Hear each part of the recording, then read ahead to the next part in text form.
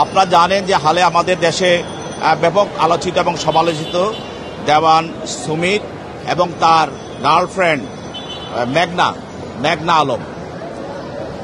আজকে এই দুইজনকে তদন্তকারী কর্মকর্তা ধানমন্ডি থানা মামলায় টাকা আত্মসাৎ এবং চাঁদা দাবির মামলায় তাদেরকে আজকে বিজ্ঞ সিএমএম আদালতে উপস্থাপন করে।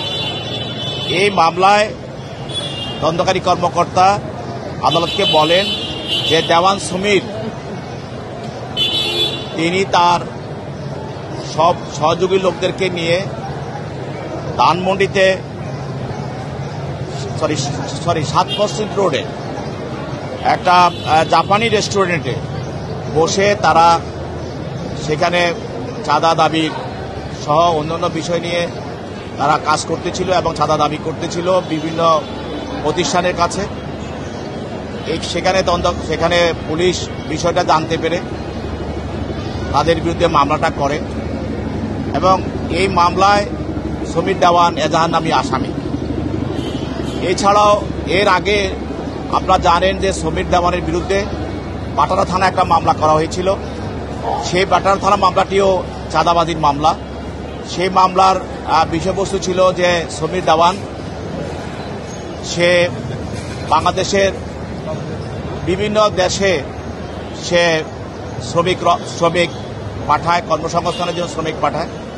যেসব দেশে আমাদের শ্রমবাজার আছে সেই বাজারগুলোতে লোক পাঠানোর জন্য সে বিভিন্নভাবে বাংলাদেশে যে রাষ্ট্রদূতরা আছে বিভিন্ন দেশে তাদেরকে বিভিন্নভাবে সে ট্রাপে ফেলে এবং এটাকে তারা হানি ট্রাপে আমরা বলে থাকি।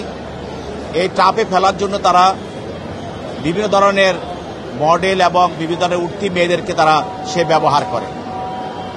এক পর্যায়ে আদালতে সে স্বীকারও করেছিল যে মেঘলার সঙ্গে তার পরিচয়, মেঘলা তার গার্লফ্রেন্ড ছিল এবং সে সৌদি রাষ্ট্রদূতের সঙ্গে তাকে পরিচয় করিয়ে দিয়েছিল এবং সে এই মেঘলাকে দিয়ে সৌদি রাষ্ট্রদূতকে ট্রাপে ফেলে তারা দুইজনে মিলে তার কাছে $5 মিলিয়ন চাঁদা দাবি করেছিল। সেটা ছিল ওই মামলার বক্তব্য। আজকেও এই মামলায় যেহেতু মেঘলা এই সুমিত দেওয়ানের ভাষ্যমতে তার একজন সহযোগী এবং তদন্তকারী কর্মকর্তা বিভিন্নভাবে আমরা তদন্ত করে দেখতে পেয়েছে যে এই সুমিত দেওয়ানের সঙ্গে মেঘলার যে সম্পর্ক এবং মেঘলার মাধ্যমে যেই ধরনের সেটা কূটনৈতিক পাড়ায় তারা কাজ করত তাতে দেশের ভাবমূর্তি, দেশের শ্রমবাজার এবং দেশের অর্থনীতির উপরে বিশাল প্রভাব পড়বে এবং দেশের ভাবমূর্তি বিনষ্ট হবে এবং সে এই ধরনের বিনষ্ট কাজও করেছে। আজকে যে এই মামলায় যেহেতু সুমিত দেওয়ান এজাহার নামী আসামি, তাকে গ্রেপ্তার দেখানো হয় এবং তার বিরুদ্ধে 7 দিনের রিমান্ড প্রার্থনা করা হয়।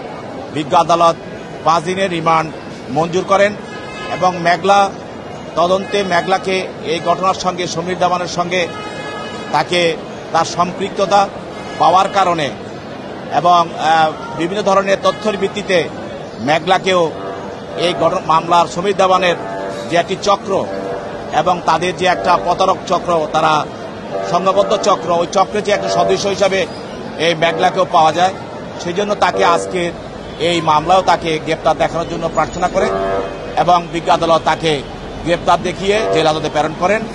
আর সুমিত দেওয়ানকে 5 দিনের রিমান্ড মঞ্জুর করে আরও জিজ্ঞাসাবাদ করার জন্য তদন্তকারী কর্মকর্তাকে অনুমতি প্রদান করেন।